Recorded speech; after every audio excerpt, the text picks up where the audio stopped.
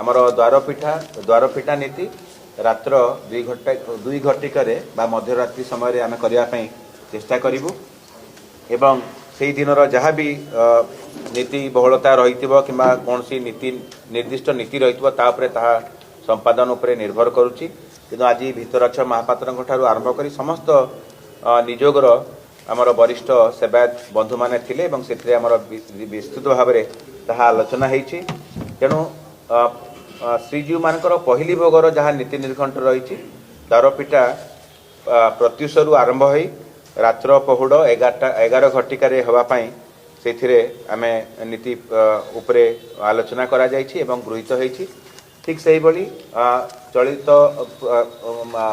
December मासरू आरंभ हो नीति गुड़िक गलापर जनवरी मासर 3 तारिख दिन से दिन देवाभिषेक पूर्णिमा नीति निर्घंट रही शनिवार दिन ता उपरे विस्तृत भाव में आलोचना करागला कारण से दिन महाप्रभु मानकर सुनावेश अनुष्ठित होता जहाँ भी नीति निर्घंट रही ता उपरे विस्तृत भाव में आलोचना करागला एवं गृहीत करागला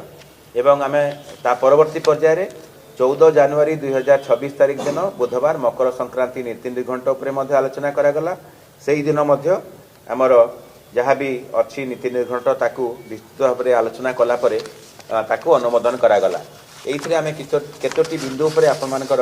सूचना निमंते आम कहवाई चाहबू जेहेतु जदियो जनवरी 1 बा इंग्राजी नववर्ष आमर श्रीमंदिर तिथि अनुसार किसी तार संजोग नाही किंतु जेहेतु जनगहली रहिबो एवं श्रद्धालु भक्त मानकर सुଅ छुटिबो सेतिपई ता पूर्व दिन अर्थात डिसेम्बर 31 तारिख दिन आमे